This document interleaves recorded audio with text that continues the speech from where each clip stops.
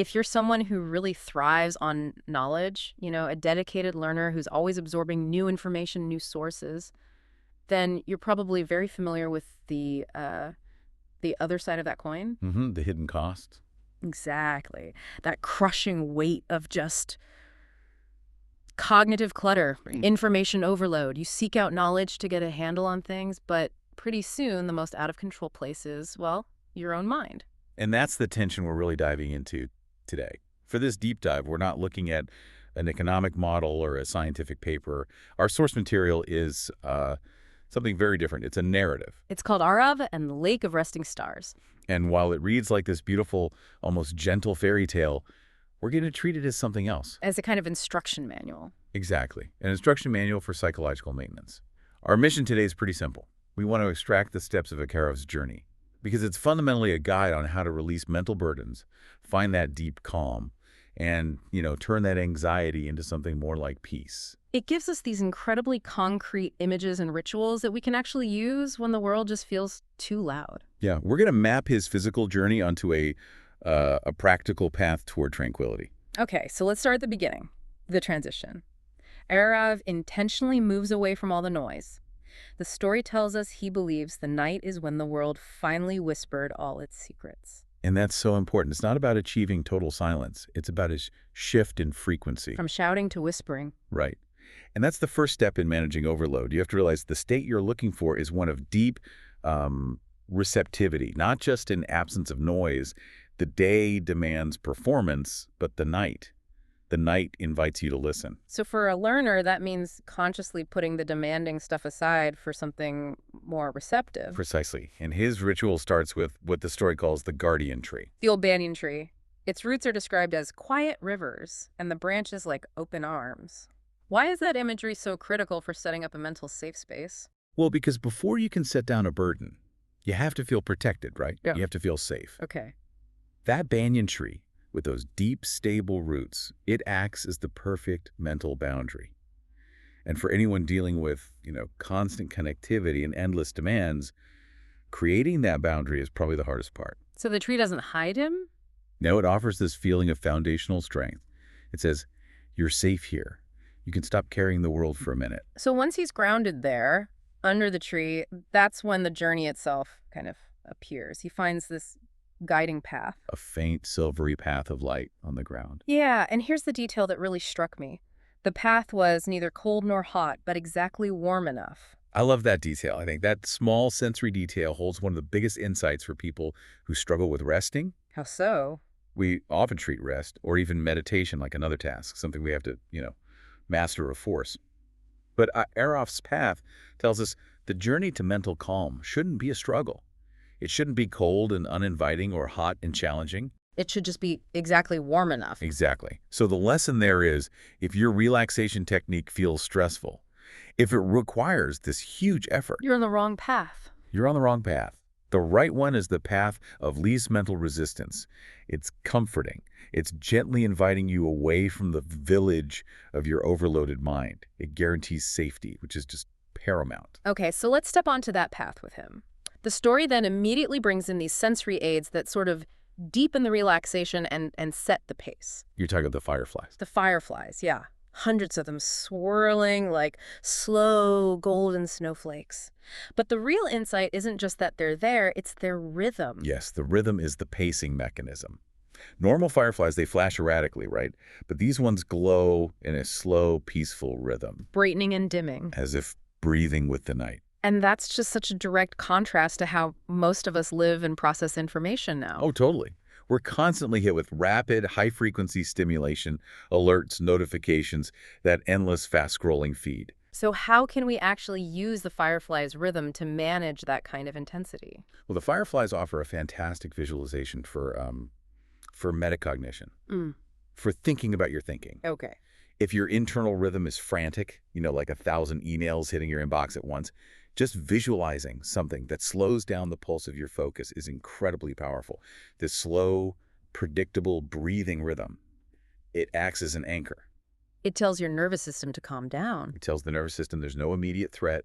The universe is not operating at maximum speed right now. You're syncing your internal world with the slow, deliberate pulse of the night. It's not just a nice image, it's an instruction set. Find the slowest rhythm you can and match it. Absolutely. And as Aarav is following this hypnotic rhythm, the path starts to run alongside the clarifying stream. The water is clearer than glass, reflecting the stars perfectly, which is, already a powerful metaphor for clarity and perspective. But the real aha moment is when he actually looks into the water. The stream is described as soothing, like liquid night that carried away every worry it touched. But he doesn't see his own face. No, not his current, tired, worried face anyway. Right. He sees a calmer version of himself, with softer eyes and lighter shoulders. And this is where the story gets profoundly instructive. Wait, let's just stop on that for a second, because if the water only showed his tired face, it would just be confirming his fatigue. Exactly. But by showing the calmer version, is the story suggesting that visualizing the outcome is essential to getting there? It's showing him his latent potential for peace. I mean, think about it. When you look in the mirror during a moment of high stress, you see the tension, right? The tight jaw, the furrowed brow. Definitely. The clarifying stream acts like a positive feedback loop. It says, this is who you are underneath all that weight. It's powerful motivation, especially for a learner whose identity might be all wrapped up in the struggle and the constant effort. The reward for letting go is softening. Self-acceptance. And that makes his arrival at the lake even more potent. He's been prepared by safety, paced by the fireflies, and now he's motivated by this vision of his calm self. And he reaches the sacred clearing. The trees are quiet guardians, and there's the lake, perfectly still. And shaped like a great, gentle eye. That image, a gentle eye. It's watchful, but not judgmental. It just observes. In a world where we feel constantly evaluated, by deadlines, metrics, whatever, this lake just offers pure, non-judgmental observation. And the star metaphor here is it's stunning. The lake doesn't just reflect the stars. No, it holds them. Tiny points of light are floating below the surface, drifting slowly, shimmering as if they're breathing. So the stillness isn't empty. It's not empty, it's holding capacity. Those lights, those stars, they represent potentials, ambitions, and yes, heavy burdens that have been set down. They're protected by the deep, cool stillness of the water. They're allowed to just exist without needing immediate action. Which is so essential for the learner. Sometimes you just need to put a complex idea or a big goal somewhere safe. Not forget it, just let it be held. And it's in this ultimate space of stillness that Aarav meets the oracle, the old turtle. And its shell is patterned with spirals that look a little like galaxies. Right. It immediately connects this intensely personal moment of calm to this vast universal sense of time and wisdom. And the turtle speaks to him in his thoughts, which makes this totally magical event feel, as the story says, natural. I think that's because when you achieved true mental stillness, profound insights, your own personal oracle, they can emerge without a big struggle. They don't feel forced, they just feel right. They cut through the noise. And this oracle provides the defining purpose of the whole place. The lake of resting stars is where worries come to sleep. Before they become wishes. That one sentence, that's the heart of it all, isn't it? It is the absolute core of the psychological application. It completely reframes our relationship with stress. We usually see worry as an enemy, somebody to fight or get rid of. Right. But here, worry is redefined as this: raw, unrefined energy. A potential wish that's just currently disorganized and stressed out. So the anxiety you feel about a huge project or the overload from too many sources, that's not a failure. It's just potential energy that hasn't been allowed to settle down and find its direction yet. Exactly. It hasn't figured out what it wants to become. Every light in that water is a wish that has been set down gently, not rushed, not forced. And it's allowed to just float until it knows what it wants to be. The lake is an incubator. It provides the incubation time. We always want to rush from worry, I might fail, to wish, I have to succeed right now. The lake tells us to pause.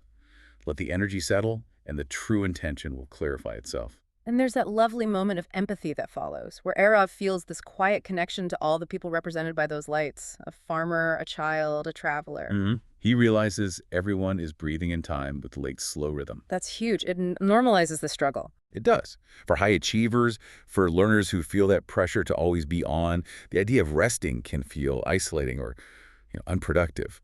But the story reminds us that setting down your burden is a universal, shared, and necessary act. You're joining a rhythm that every other striving person on the planet also needs. It takes the guilt out of rest. It really does. Which brings us right to the actionable part. The process of release. The stone technique. Yeah, the turtle moves from this beautiful conceptual wisdom and gives Aarav a physical act he can perform in his mind. And this is probably the most practical tool we can take from the whole story. The instruction is so specific. Close your eyes. Think of each worry as a small stone you have been carrying in your pocket. Feel its weight. The power there is in externalizing the internal. Worry is abstract, right? But this makes it a physical, tangible object. Oh. Aarav turns specific worries, fear of making mistakes, feeling not good enough, the weight of big dreams into rough and uneven stones. And we should really emphasize that first step, acknowledging it. Before you release it, you have to truly feel the weight and the texture of that stone. Yes, is the stone of your looming deadline sharp and jagged? Is the stone of self-doubt smooth but incredibly heavy, like this constant dull pressure? Identifying the texture deepens the connection. It makes the release feel more visceral. But isn't there a risk there? That focusing on the roughness and the weight could actually intensify the worry before you let it go. Why not just skip straight to dropping it? That's a great question. Yeah. It's because if you don't acknowledge the specific gravity of the worry, the release is often temporary. You have to fully accept that you've been carrying it. Okay, that makes sense. Only once you feel the weight of those rough stones, the cognitive load, the emotional drag, can you experience the profound contrast of relief when you let it go. It makes the act of dropping them intentional. It makes it final. And then comes the final critical step, the sound. The sound. Aarav imagines hearing the soft plop as each stone slips beneath the surface. That plop is the psychological confirmation, the final cue that it's gone. And the result is immediate and physical. He feels a gentle relief in his chest, a loosening like knots coming undone. This is the somatic sign that the mind has processed the release. It's not just a mental shift, it's a physical unburdening. And the benefit of this is summed up so beautifully by the turtle. Once the worries are resting, your dreams can breathe more easily. And they can speak in whispers instead of having to shout over all the noise. I love that. When your mind is crowded with these heavy, loud stones, the frantic need to process things, the pressure, your true purpose has to scream to be heard. It generates urgency, noise, anxiety. But when you set those stones down, your genuine ambition or your intuition can communicate calmly and clearly. So the point of deep rest isn't just relaxation. It's clarification. It's clarifying the signal from the noise. It lets intuitive direction replace that loud, anxious striving. So the turtle then sends Aarav home, but he's not leaving empty-handed. He gets the instructions for future use. This is what makes the lesson stick. The quiet is transportable. The instruction is, you may not walk the glowing path with your feet again, but you can always come back with your thoughts. The lake, the tree, the path, they're all mental anchors now. Exactly. So when information overload hits you, you have a fully structured visualization sequence to turn to. A whole toolkit. And Aarav returns feeling lighter, calmer, as though he were made of soft clouds. The darkness, which so often symbolizes fear, is no longer something to be afraid of. It's something to rest inside. He's internalized the stillness. The external journey fades away, but the internal clarity that stays with him. And as he falls into the deepest, most peaceful sleep, he hears the turtle's final message, this mantra glowing in his heart. You are safe, you are enough, and you can always return when the night grows heavy. That affirmation just encapsulates the entire shift, from external striving to internal acceptance. So really, the overall wisdom of this whole story is that deep rest isn't passive. It's an active, deliberate process. Yes, it requires setting down mental weight and using these powerful visualizations, the tree for protection, the fireflies for pacing, the stream for perspective, to allow that stillness to hold your burdens for you. You don't need a hidden forest. You can recreate the lake's stillness in your own mind. You can use the stone technique to categorize your overload, feel the weight of your worries, and then intentionally release them. It transforms passive exhaustion into active, restorative peace. It's an entire cognitive ritual, all wrapped up in a story you won't forget.